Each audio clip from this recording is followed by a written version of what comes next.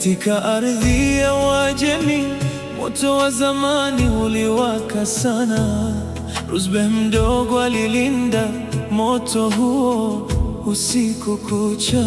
Moyo wake ulikuwa na wasiwasi, dunia hakuitaka. Aliacha kasri, dhahabu na baba yake mpendwa. Alisafiri nchi nyingi, kutoka kanisani hadi kanisani, akitafuta ukweli safi kama umande wa asubuhi. Walimu wake walikufa moja baada ya mwingine.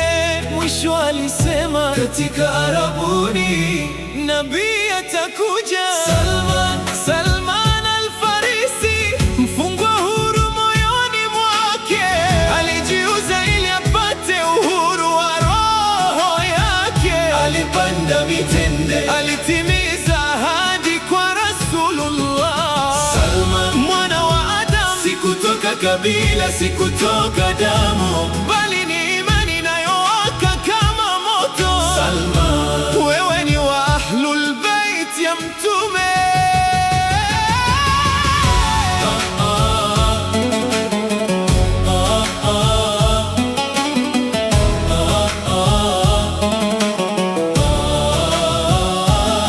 Huko Yathrib aliishi kama mtumwa mnyonge, lakini macho yake yaliona nuru aliyokuwa akingojea. Yeye ndiye sahaba pekee alionyeshwa khatmun nubuwa moja kwa moja. Alipoona muhuri wa unabii begani mwa Mtume, machozi yalimtoka. Huyu ndiye niliyemsubiri maisha yangu yote. Kutoka moto wa Zoroaster hadi nuru ya Qur'an, akawa shahidi. Safari ya imani haina mipaka. Ulitufundisha, tafute elimu hata kama ni China. Mtafute Mola wako hata ukipoteza kila kitu, kwa sababu kweli wa kudumu ni yeye pekee. Salman,